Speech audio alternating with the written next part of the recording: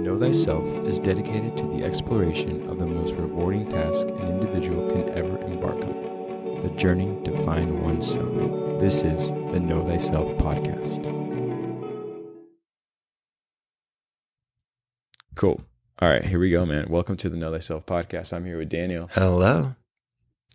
And I am Eduardo. And it's kind of crazy how much we've started and stopped this episode. And it's been so rewarding. You know what I mean? I will have to say, though, for us, like doing this 6-7 times and like starting to laugh, that was our best intro. Out of the 7, like this is a good start. Because that was by far the best one, because we kept like laughing at each other. And so I feel like we're doing really good in this Sagittarius full moon. We're trying to be, we're not having too much fun, but it's also so much fun. So it's just so great to be here with you, my friend.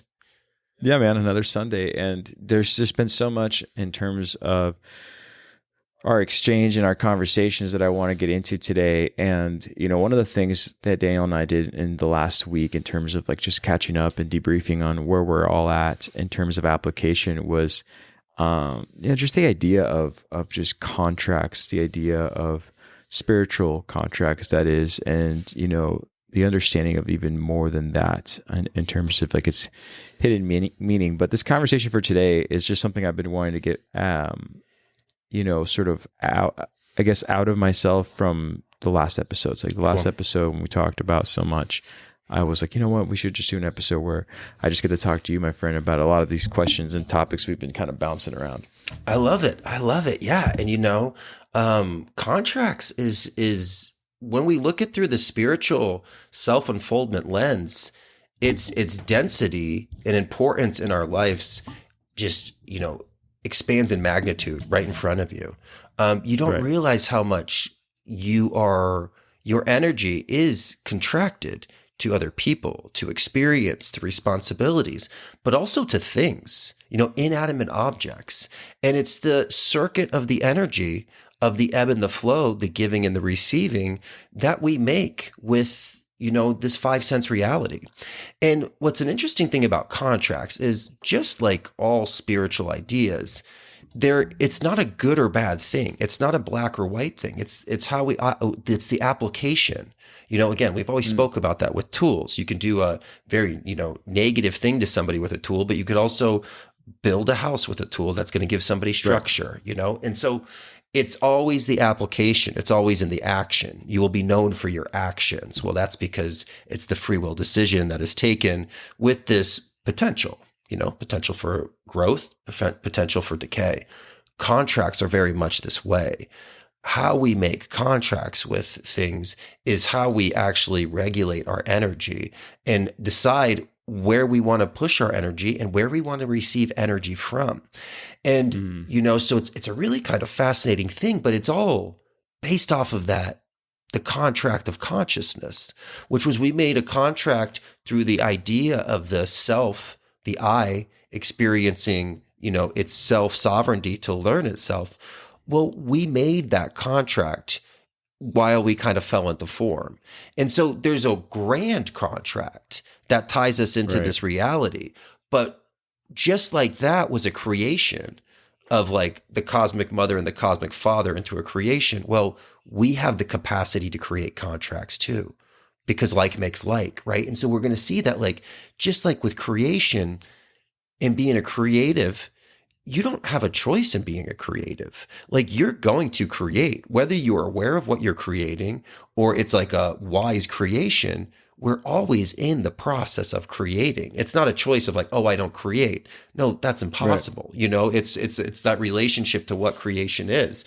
And that's just the thought, emotion, and the result action that comes from it, And so contracts are going to be a really fascinating thing to explore. And to kind of just jump in on the topic of application, to kind of enter this in maybe a way that's not always the first one that is explored in a spiritual conversation, is our contracts with inanimate objects. We don't think about the relationships in the contracts that we have with our things.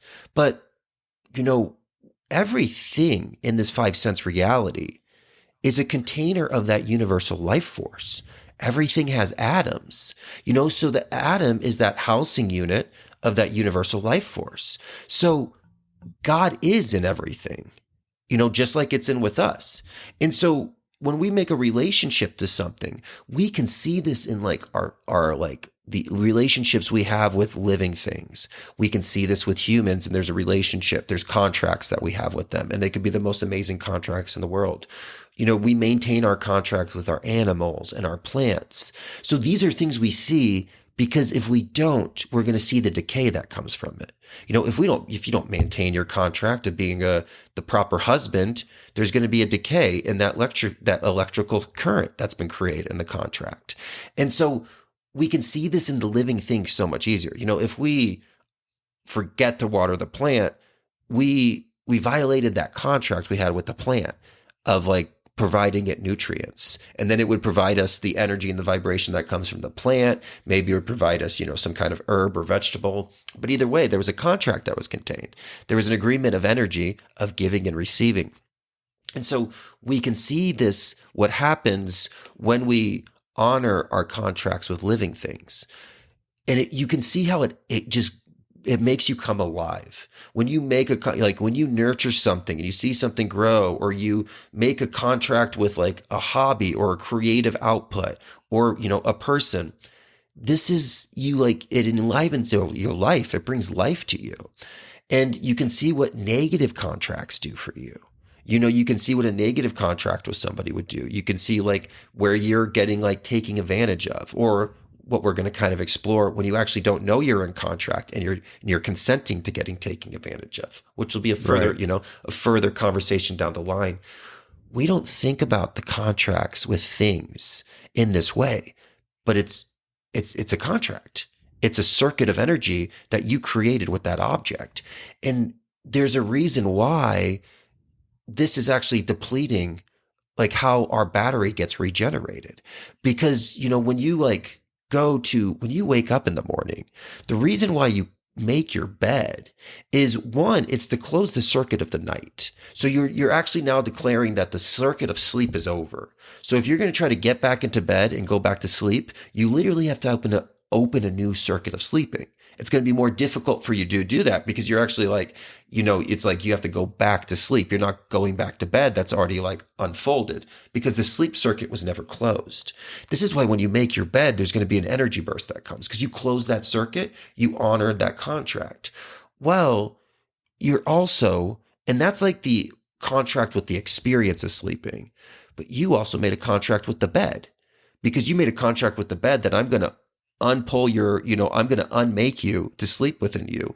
But then the contract is that I'm going to actually unmake you. I'm going to make you balanced again, and I'm going to make you at the end of this. And so when you do that, you honor the contract with the thing, which is a container of God. So you honor your contract with God. When you go and you have you're eating out of your bowl in your morning, that bowl provided the service of holding and containing your food so you can put nutrients into your mouth. And so to honor that contract, you wash the bowl and you put it back into its home. And now the circuit is closed. The contract is closed. Well, if we leave that bowl in the sink, we don't close that circuit. That's energy of yours that went out that now isn't coming back. And we have other contracts. And so we can kind of see the magnitude of this. We can see how this can multiply. And this is why, we sometimes are going to sleep, but not waking up rested. It's because our battery can only fill up because there's to the level that it has. But if it's got energy that didn't come back to the sender, it can only fill itself up 80%, because 20% of it is still out in open contracts, relationships, and so everything is a circuit of relationships. We have the relationship with creation, and that's the giant magnet that holds us all. That's the all, right? But if you think about a contract as like a circuit, think about what the word contract means. It means to contract itself. So all it does is it's like the circuit of the original circuit and contract with life just contracts itself to a smaller expression. because you can create contracts because you're a creator. And so we have these beautiful relationships with things, and it's through the contracts we have with them, but we don't really ever think of it in accordance to that, as like, oh, like that's why you sleep like more rested in like a well organized room that doesn't have everything all over the place, because it's like the circuits have been closed. This is why it's like, and again, I am the king of like doing my laundry and like making it to my bed. And then I would be like, oh, well, I can just like snake and sleep around all these clothes tonight. Like, I don't have to put them back away. Well, me not putting them back away when I used to do that, it doesn't matter if I got to sleep 30 minutes or an hour earlier than I would have if I had to put that laundry together.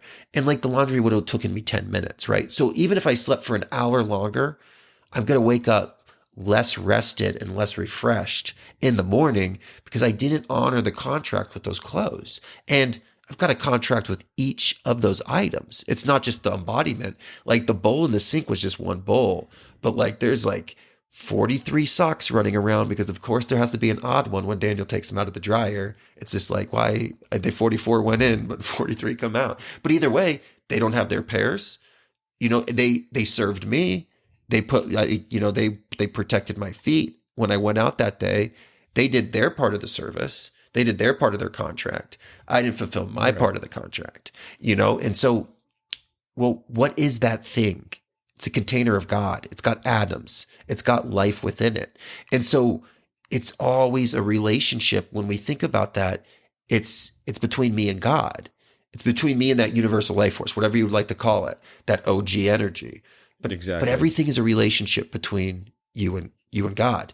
And, and so because I kind of just went on a little of a tangent there. Dude, I love your rant. I think that's what the tangent is for. You're opening up the conversation, at least for me on this end, of, something very real that not only this application can aid those who are, maybe in the way of themselves, but also can witness how it's happening all around them, because the social contracts we make, right?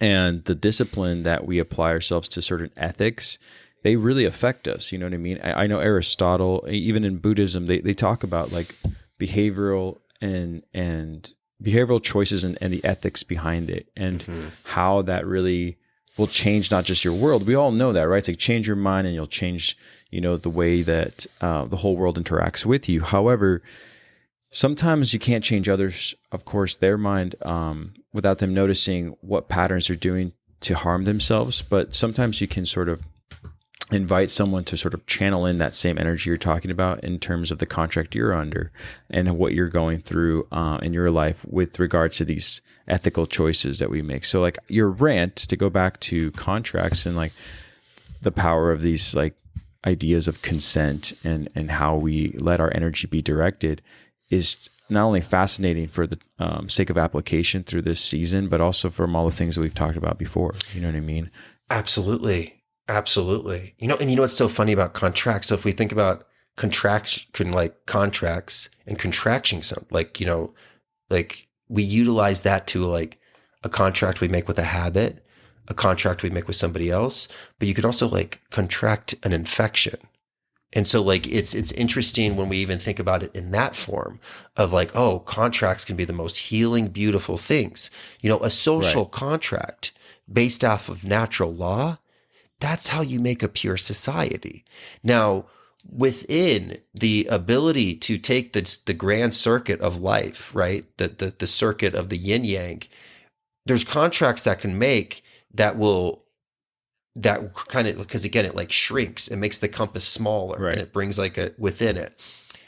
This can be used in a way that is actually how the matrix is formed. So it's almost like the contract is made within the contract. And this is what we see with the difference between like law and legal. There's a reason why you have natural law that belongs to the universe, and you have the legal system. Well, that provides to like, the governments of the world. A legal system is like a representation of a natural law principle. So that means a legal system, if it resonates and it actually reflects the true principles of that natural law, it will run in accordance and it will be pure. Same thing with education. Same thing with government. If it lives in accordance to natural law principles, it is something that is of a beautiful contract that the culture make, and that you could live like a golden age. Well, Right. when it contracts, it can make that circuit into its own circus. It could kind of rewrite the program, and then it can almost violate some of those components because it bases it off them, but it uses it to a nefarious end to keep the energy within that circuit and not fulfill the bigger. And so that's what we kind of see. And what's interesting about that is it's our consent to contracts that allows that circuit within the circuit to operate and generate energy and not be served by karmic law. When we consent, the grand law, we've chosen to consent to the contract. And so although we can see things that happen in our world and we're like, I don't understand, it's a violation of natural law. No, it's not by those parameters, because we used our free will to consent to that contract. Now we use our free will to consent to amazing contracts. Our friendship is a contract. We both choose to consent to that. That's something that we're willed to do. Well, your consent is also something that you can give without your knowing. And it can be kind of this thing that we can really be kind of pulled into by that carnal carnival to fall into another circus by that. So like the carnal carnival pulls us in for this, the consent, and then we get caught up on the circus. And we're just running around in a circle, running races, watching games like it's a play, but it's a facade. It's a shell of what the natural law actually allows for the evolution of. And so, yeah, does that make sense? If I can say something, please. Totally. I mean, you've been given full permission to have no direction and purpose by the means that are put in front of you. You know what I mean? In terms of the materialistic facade that's out there. Once you chase and, move from station to station within this huge circus or this, chaotic thing, you don't recognize what you're exchanging your energy with in terms of that contract. So, practicing a form of morale discipline, I know, is something else that has piqued my interest within Buddhism in terms of action. But, you do make a contract about what you consider as misconduct or what you consider as a negative implication or something that might happen with ramifications, that is. And so when you're led astray, I should say, or maybe confused while you're playing the games in the circus, you don't realize that the consent you're giving is to go against that morale and that discipline. And then in the end, it just ends up hurting you for a cost, right? Because you're paying to play in the circus without noticing it. And that's really just so dangerous in terms of that way we exchange energy as human beings, because we don't recognize that. We think, okay, this is sexual misconduct.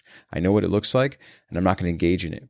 But when you kind of get pulled in or swayed into, say, the blurred lines, you kind of don't recognize what misconduct even looks like anymore, because you're already within this, facade, and you're in contract with it, as you're speaking about.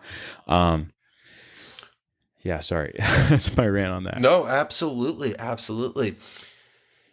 And, this is what's really fascinating about how these contracts play with us, and how consent works. And consent is this interesting thing, because it's the needed component of creation, because consent, you're consenting because you feel it's right.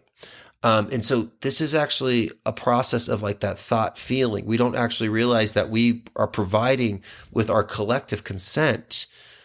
We don't realize that we're providing that necessary component for this thing to affect, to actually collapse, the wave to actually collapse. That's actually,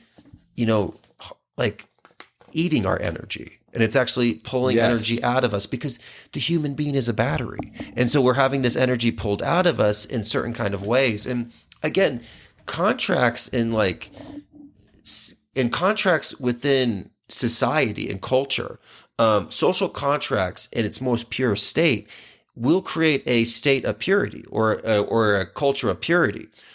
But, again, we have how it's been presented to us is in a carnal what kind of way. It's in a limited way. They've contracted it much smaller. And because we don't understand natural law principles, we get caught up on wheels, and we're not actually on the right reel of liberation to make sure that we don't come back on this wheel. And it's not always right back to the circus, that we actually elevate beyond this.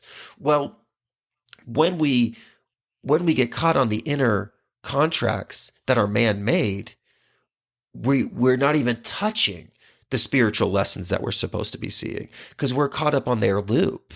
We're in a contained circus tent, and it's within itself. And so if we were presented, circuits of representation on natural law, we can think about the political circuit, right? We can think about the idea of government. Well, if government was based off of natural law principles, we would have the just, people that would be like, that would help guide universal consciousness. Well, we're not. Like, even when we think about how a circuit works, what's happened with the political circuits in the whole world is they've contracted the political spectrum so tightly, and they've convinced us that this is the spectrum of politics. It allows for them to keep the pendulum moving and to keep generation of positive, negative energy so they can create what they desire within that circuit. And they get us to consent and feel so much in this that they move that pendulum, and our assistance within that pendulum becomes their resistance. Because if we think about it, the political spectrum, even if you were studying politics, if you think about, and I'm speaking very much in in the political spectrum that we have today, right, in the country we live in, which is America, you're presented with this political spectrum that you're either a conservative Nazi or a liberal socialist. And we see these as opposites, right? We see them as polar opposites in our culture. You're either one or you're the other.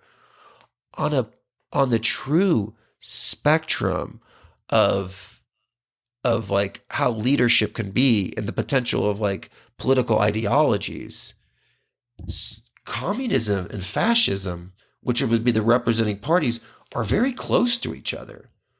It's a totalitarian state government. Just the only difference between fascism and communism is, in fascism, your allegiance goes to the state. In communism, your allegiance goes to the working class. But or the class system, or the destruction of the class system. But other than that, they're politically the same. State control schools, state control media, state control press. It's a total control state. So there would be, on the very government influence side of the spectrum, of the political spectrum. Well, it's like you're almost on a sports field, and you're like, we're standing really close to each other, and you have the whole capacity of the sports field there. And so it's not saying that government is evil. Government, when it works within a contraction of this small of political ideology, well, it's a back and forth approach, because it's not opened up completely. And they've limited even the perspective of what your political ideologies can be. They've got you caught in the circus, and you're just going left to right, left to right. And it swings, and then it swings back. But they can increase they can increase the consistency and the power of that pendulum. And that's going to contain, that's going to help them make within the circuit their own circus. And they got us running around, and it generates our energy. That's why when you go to vote for somebody, you go to the polling station, and you give your election. That's your electric charge. Nothing wrong with having elections, but our elections aren't serving that circuit. It's serving this manufactured matrix, one. And so we can see this in all things. We can just kind of see how this energy is generated and why we don't get what we need out of it. Cause it's more of a, it's more of like in the Matrix when he wakes up with like, the energy coming out of it. And again, I'm not saying anything about politics, but the opening up of that spectrum will allow for that pendulum to work in a more natural way. Does that make sense? Oh, absolutely. Absolutely. When we were talking about contracts, I took a look and just kind of did a little bit of research on things, and some of the things that I were reading, specifically in like very, I wouldn't say just summarized versions of this understanding, but something like that from like, say, the Britannica, it would talk about what a social contract, entailed, at least from like the perspective of the 17th, 18th century. And a lot of the details behind it do have something to do with a psychological understanding of what anarchy looks like, or what chaos looks like, and what natural law or natural order looks like, and how someone gets to determine where that law or how to apply those boundaries and barriers in order to either control or non-control things. And so in terms of energy, it's a very easy way to sort of surrender part of your divine gift to anyone who you just deem as those who can sort of take your purpose in life or your purposeful soul and move it to generate something for them, rather than you generating to the ultimate generator, to the OG, right? The original generator. And I think that's like something we talk about, and I'm a huge fan about, is sort of taking direction with awareness and purposeful spirit will set us free to live fully in the present. And that's something I live by, is that having direction and purpose sort of guided by spirit will allow you to sort of, understand where the negative contracts with your habits and your interaction with society, where they lie, and then actually finding a way to live a free and sort of authentic path, in the present, you know what I mean? Not having to worry so much, but absolutely. Yeah. So what you're saying makes sense, but it's something I'm a huge fan of, just like understanding these freedoms that we do have, that we sort of give up so easily, in terms of the understanding of what they bring us and what we give to them in terms of our exchange and energies. So continue, my friend. Yeah. Oh, absolutely. And it's just so interesting, like just the thing of consent, and when we just thinking about a great way to, because like everything that we're doing today is the exploration of applying the spiritual understanding of like cause and effect, and going deeper into a subject, into like the deeper discovery of language and the word. And so what the fuck, where am I going with that? Okay, you just said something really good. Do you mind just like telling me where you just popping it off to me at? Yes. Essentially, I was saying in terms of the consent, like having a path of freedom and purpose more connected to spirit. So when you do create that that energy that you're trying to generate, it goes above and over them, and more so to the collective universe. But it's really hard because they're putting funnels right in front of us that they get to kind of like trap in a net, where they're just like, oh no, we're putting these contracts, these ways of living that purposeful life according to our like philosophy in life, and your end result's going to just benefit us without you knowing you're having like karmic enslavery. But go ahead. It's fascinating, and we don't think about the term contract and contraction, and even its conjunction with like the contraction of a disease. Well, when you make contracts with principles that are not expressing natural law, it makes you sick.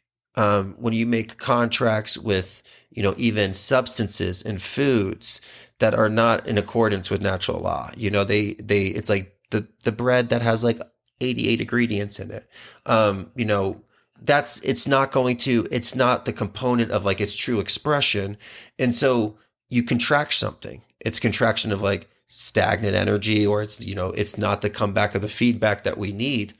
Well, it's the same thing as a collective. our collective contracts is what makes the collective, not filling its full potential, not tapping into that lighter essence and like really pulling in that universal circuit of energy.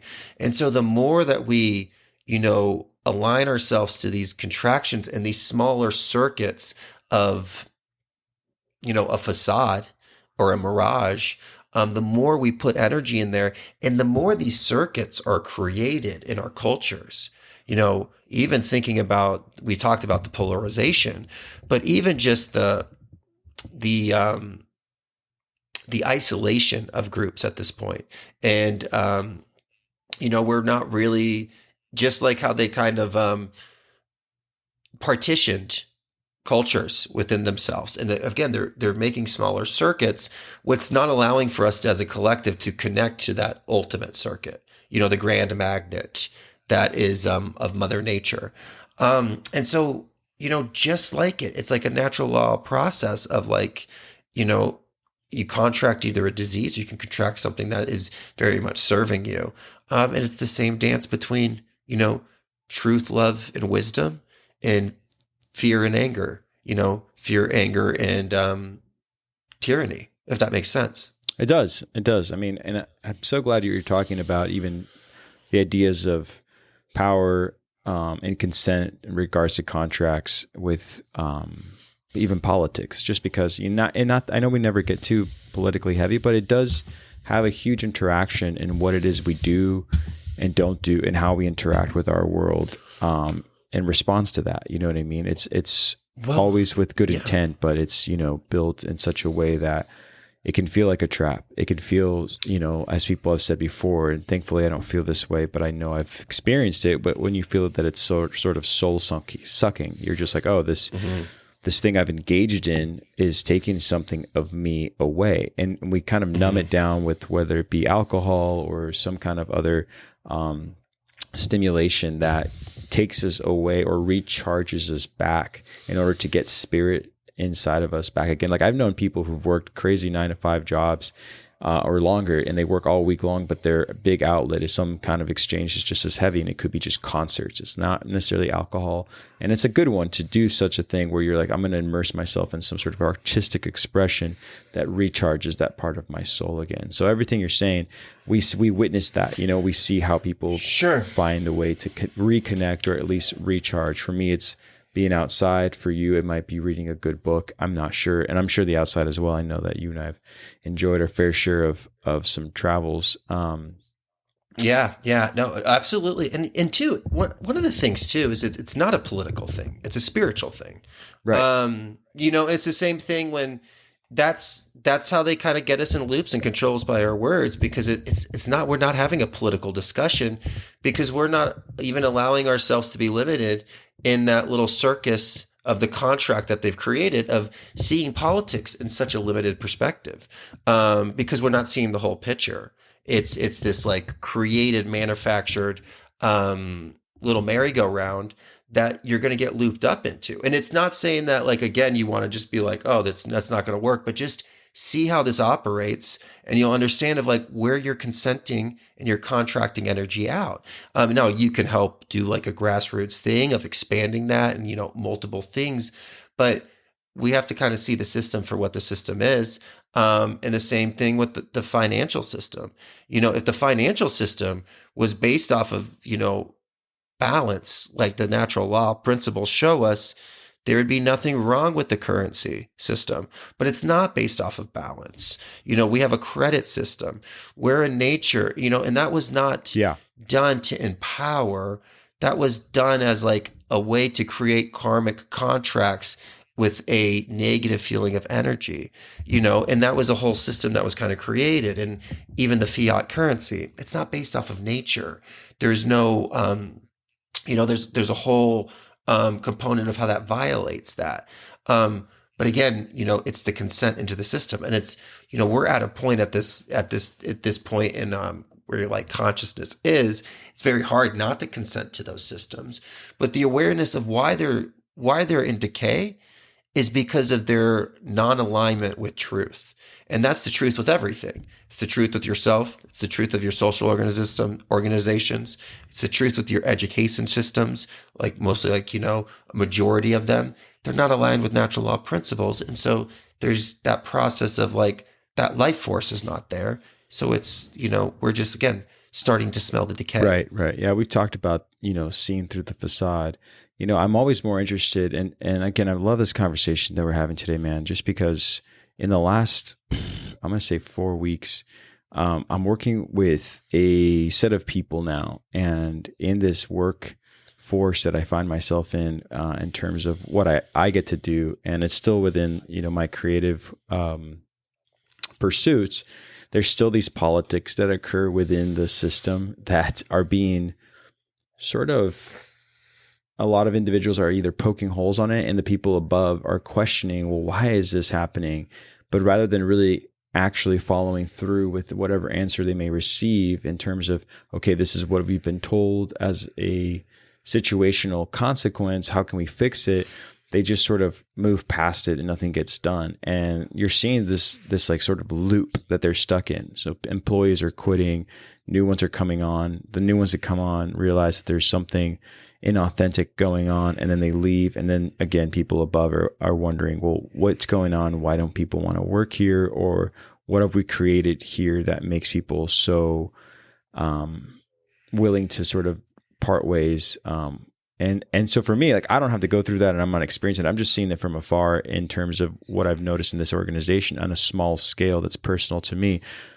But I feel like the contracts that people are engaging in at this point are just not to their, not just fulfilling aspects of like living, but also it's just there's no need to subject yourself to that.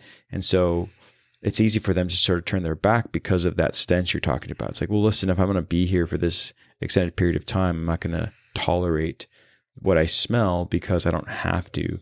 And I think a lot of people are breaking away from that.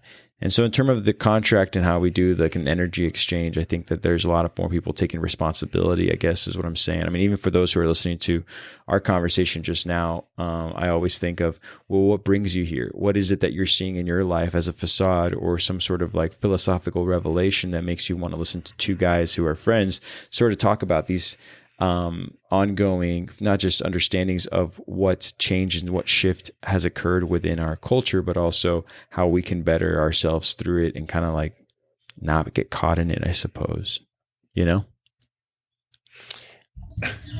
absolutely. And we're seeing an evolution with the contracts that we make with, we're even seeing this in the young generation of like, with like the employment contracts. And we are part of a generation that kind of is a little bit more mutable, but also the contract on the other side changed as well because there wasn't as much stability anymore. It wasn't like our grandparents where we could work at a job and you had that idea of you could work there for 50 years.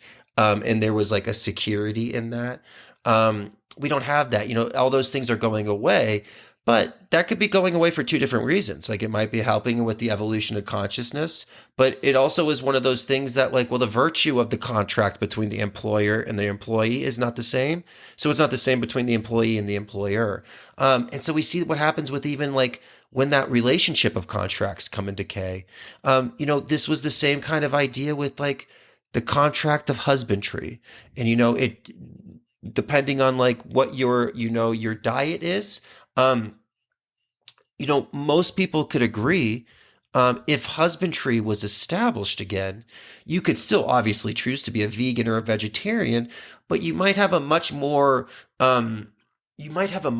comfortable relationship with that process. Because in husbandry, it was a contract that was made between the human and the animal. And the contract was like, I'll provide you shelter, food, water, and protection your entire life. You're never going to have to hunt. You're never going to have to feel for your survival. But I am going to, shorten your lifespan. And you're not going to live, to the aspect of old age. Now, this is not saying that if you're, against like the eating of animals, I'm not saying that this justifies it for you. But we can see that we don't honor that contract in most parts of the meat industry. With factory farming, We violated that contract. Well, why do you think we're having like diseases with like in meat? It's because like that contract is violated. Even with like pork, our pigs are so intelligent that like, I want to say it's like 20, maybe it's 15, or it could be even more. Statistics are always kind of interesting how they come in, but there is a number of pigs that will actually, because they're in so much fear, will actually like self-sabotage their meat before the slaughter, and you can't even like use the meat. Well, the pigs wouldn't do this if like that contract was there, of like not living their whole life in fear. That wasn't the contract of husbandry. Well, now there's a violation. Now there's a violation of that energy that you were getting because you don't held up that end. And so, but it's it's the same thing with nature. We made the contract with nature that we would balance them. Well, we don't balance them anymore. Now we're spraying on, chemicals onto the food and things like that. So we're violating our relationship with Mother Nature. And now when you really start to see the circus, you understand why this is happening in the grand scale of those individuals that are like making those changes. But either way, it's a violation with Mother Nature. And Mother Nature, we kind of spoke about it, like the ends of Mother Nature justify the means. And so, everything is working for to be that unification of the consciousness of the self, right? And so anything that's impeding on the unification of that universal life force back to itself, which would be, the destruction and breaking those contracts with nature, she'll take care of those. And we're seeing that result in our lives. And, again, we're seeing it in all kind of things, but just so interesting, the contracts that we have, and the magnitude of the effects that come from them, the waves that collapse from the result of these violated contracts. And we didn't even think about, and it's so funny because like usually in an esoteric podcast, you would be probably speaking about like spiritual contracts, like the contracts that you have with like your family and maybe even your friends, which are like karmic contracts. Well, that's going to be a whole different story because to be truth, like if we don't learn the contract that we have with our fork and how we need to fulfill that, like, can we approach the soul contract? Like we could be aware of what could be like there, but we start from like, it's step by step. We start the contract with ourself of self-care. No, I'm going to wash my face. I'm going to brush my teeth. I'm going to do my night meditations. Self-contract. Do you honor your contracts with yourself? We might maintain the contracts we have with everybody else in our life. Do we maintain our own contracts? Probably not. That's a hidden one. That's one that we really kind of see. And so we get better at honoring contracts with things because it helps us honor contracts with our word that we give to other people, but honor the contract with the word that we put for ourselves. Do we honor our own word? Because every time you speak, you're making a contact with yourself. Yes. And if you have to adjust it, that's fine. But, living up to your word is everything. And we'll get into the power of the word as we kind of keep going. But, thinking about contracts, like honoring your contract with yourself, honoring your contract with others. It starts with the simple. It starts at the base, but it's all energy. This whole thing is energy. It's all electromagnetic. It's all electromagnetic energy. Absolutely. And one thing, there's so much that you said that was so great. But one of the things that you're talking about in terms of spiritual contracts, I know that most people listening probably can already assume that that's sort of the direction we're taking this in. But that's why I brought up, even just examples of other philosophies, as I always try to, with, even the idea of principles brought up by, in Buddhism, even like the Four Noble Truths, all of it has stemmed from a sort of contract with yourself and your soul about how to have this behavior affect your environment around you and also within you. And that contract, really can restore balance to the universe, as corny as that may sound. And I think a lot of people right now are collectively expressing more than I've noticed before, wanting to get that balance back and finding a way to not only live within that balance, but you know, not let it get lost again, you know, so quickly. And so I think that's where I really take away from spiritual contracts right now, is that we all want the best for each other and one another at times. But what are we doing with this, you know, idea of how we speak about ourselves, even just the way you meditate on what you meditate on, you know, what you really put energy towards, how you speak of yourself has a huge implication on how people see you, you know. I know a lot of people want to believe that it's just more or less, you know, a method of motivational, it's not only speaking, but influence, to say, don't speak badly about yourself, you know, call yourself X, Y, and Z and live a true life. But it's very, very powerful how we speak about ourselves and how we speak about others around us. I know I've been very guilty of gossiping and just seeing where that goes, you know, where the energy goes and how it comes back to me and how it creates just it might be a microcosm in terms of like its consequence, but it can have, you know, macro effects in the long run, and they come back to you in a weird way where you realize like, oh, you know, what I did then still has rippling effects up until now based on how I saw these things. Yeah. So anyways, that's just my contribution to everything you just said in terms of social contracts. And that's why I keep bringing up even just like the idea of Buddhism. It's just like, it doesn't matter what the religious philosophy really truly is that you follow, but understanding like more or less some of the morale contracts you have with that are for a reason. They're for a reason because there's kind of what you were saying about swine. There's an ability to understand if you're going to have a open conversation about the soul and where the soul goes and how it travels. Well, what is making this, you know, mammal, you know, not participate within that same understanding of spiritual awareness and contracts itself? And if you're just going to go ahead and cut corners, well, there's going to be cut corners that are coming right back at you, you know? Oh, absolutely. And well, that's the thing about, you know, animals' nature. Nature automatically aligns itself to natural law. Yes. That's the big responsibility about being human. Is humans are the first time, because you're self-conscious of yourself, that you actually can violate natural law. But you know, animals they operate within natural law, and it's easier for them to follow it, but they don't have the self-awareness and the self-consciousness the level that humans do. And so it's steps on the ladder. It's the steps on the evolution of the soul, and everything is making its way up the ladder to being human. And the human is just the first step of a new octave. You know, it's just the first time you're self-aware of your death and you contemplate your death and you think about your death. That's the only difference. Now, an animal will be in fear, but it doesn't contemplate that, or actually what it should be more is the ability to contemplate death, but to black it out. And to actually become so busy with like, you know, keeping yourself distracted that you don't actually ask that question of like, you know, what happens when I die? And that's why, again, we have the circus. Absolutely. And that's why you can get caught up into it, because you don't want to ask those big questions. You don't want to ask those big questions of like, you know, because if you ask the questions of like, you know, what happens when I die, you also have to kind of bring up that question of like, why am I here? You know, what am I doing? You know, who am I? And those are going to be the ultimate contracts that we actually. Well, that's when we really start touching on our true contract. Like, you have one contract. It's know thyself. That's it. It's the great work.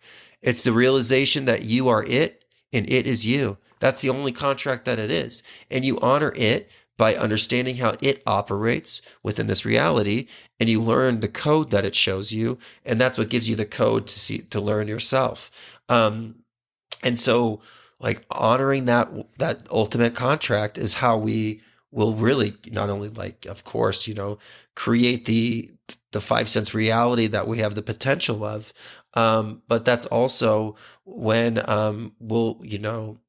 Yeah, I know, if I can just add to that, man, you know, in terms of the spiritual contract that we make and what we're talking about along the way with even the season of application and having this understanding of discipline and balance, you know, having a better, I guess, grasp on the contracts that we're currently engaging on can kind of help us sift through where we need to send our energy towards and what may be taking our energy away from us, and I think that's just like that's Mm-hmm. key, in order to knowing thyself, Mm-hmm. or even knowing where you're being affected negatively.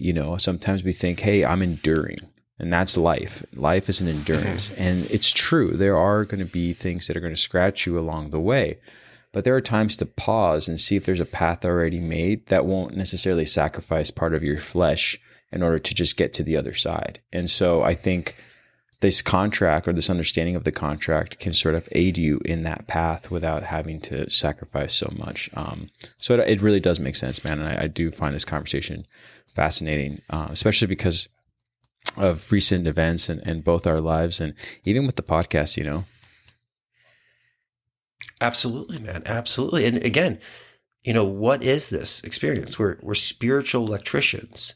This is the circuit of life. This contract is the circuits that of like our ebb and flow. It's the law of rhythm that we have. As it goes out, we give and we receive. And so, one of the big processes of application is to understand not just the seven natural laws that are like presented in, the Hermetic philosophy, but how they work together, and like, oh, okay, this is so many of these working together. Cause like, this is cause and effect. This is the law of rhythm. This is the law of vibration. This is the law of gender. Like they're all, everything is making its presence, and we can see how this is the component and the foundational principles of how this reality operates.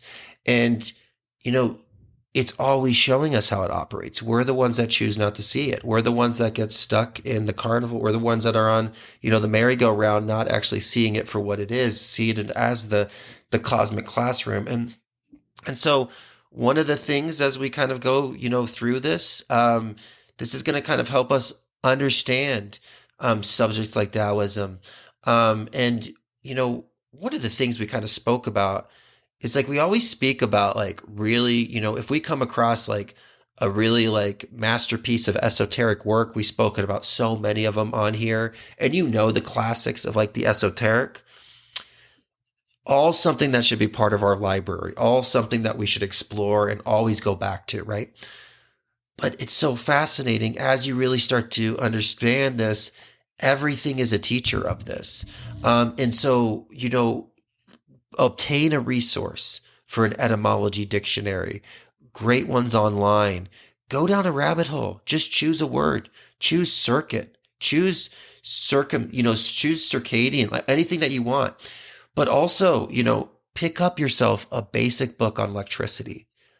Understand the basic fundamentals of electricity, whether it's through book, maybe your neighbor Greg, who always wants to talk to you, who's an electrician, like make Greg's day and go ask him about that. Hey, Greg. Hey, shout out to Greg. He's electric. And so, also, It's terrible. Black Law's Dictionary, the dictionary of our legal system. This is deep spiritual understanding that can kind of come from this. And we're going to kind of work with all of these together to see just, just how much depthness we can find in new rabbit holes to follow that rabbit down. Absolutely, man. Absolutely. Well, you kept talking about, the way of these contracts and the understanding of how, how it's applied to us and how we apply it to life. What I was also thinking about is this is a good time to bring up what's been going on with the podcast lately. I don't know if you wanted to address that at this moment. Oh, absolutely. And you know what? We have a contract with our listeners to to actually express this, because this is something that's been unique. But we did want to make an announcement. There is an individual who has made replicated accounts on Instagram, and he's actually direct messaging individuals, and it looks like he's been requesting donations, as well as for you to get a natal chart reading. And his approach is a little bit interesting. But we just wanted to make sure that everybody knows that there is only one Know Thyself podcast account. And we will never, solicit it for donations. Please do not donate to this person. His volume of reaching out seems to be more to females. And so we are very sorry about that as well, because he's not it's a little kind of uncomfortable sometimes with how he kind of presents it. And so, like, two things, yeah, we would never ask for donations. And two, we would never direct message you about like how we really love your energy, because like you already know that. We wouldn't have to direct message you that. Eduardo and I both love your energy. We're not going to direct message you it. And we're also not going to put a bunch of emojis there do that kind of thing. And so, but we are very sorry. And also, why it's kind of so difficult is because he's not just actually targeting our community. He's targeting mostly yoga studios. He's like kind of finding pages, and that's where he's kind of targeting the females. And so also, if you ever hear people being like, "Oh, the Know Thyself podcast," those corn dogs always text me about something and they're kind of creepy. That ain't us corn dogs. That's somebody else. And so we just kind of want to kind of separate ourselves from that. Yeah, totally. And again, not to, and thanks for addressing that, man. Daniel and I work really hard to, wear a lot of hats in terms of this organization, making sure that, we're honest with you, we're honest with our audience, we're honest with our platform. Our platform is not one for gain of any power or recognition, but more so just a community that can share these ideas with each and one of you. And so it's just like one of those things that, we're all working into this facade and finding new ways to create something great also finds new ways for something negative to come through. So I think it's inevitable regardless, but that's my opinion. So much love to all of you and your support for sending us so many reminders of this fake account. That's how this all came up too. We kept getting messages from so many listeners going like, "Hey, this is what's going on. Just making sure we know it's not you, etc." So thanks to all the listeners, the Patreon members, the people who come through our website. Without you, this organization not only wouldn't exist, but it feels great to know that we can share this knowledge with you that Daniel and I otherwise would just have conversations about on a lovely Sunday like today. Yeah, absolutely. Thank you so much to all our members. And again, if you're, that's one of the things that we want to be like the biggest thank you for is the memberships that do allow for this to happen. But yeah, we would never look for donations. And also we're kind of, we always, of course, it helps us out when it gets reported.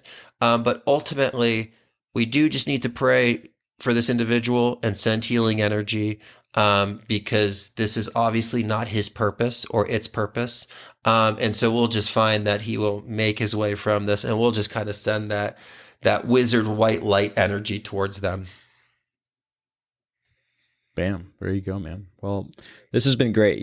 I know that we were building up towards the tarot, and I like that this conversation sort of addresses these, contracts that we have. These conversations that we have are always so special, but I cherish the fact that as we build this up in terms of application and what we're going to present within the tarot and understanding even other myths and fables that we'll bring up in season 4. I just like that we continue this path of understanding the natural world around us and how to live within truth and live a noble truth for that matter, and having an ability to really interact in a profound way and not in a way that sort of guides us or misguides us in the wrong direction.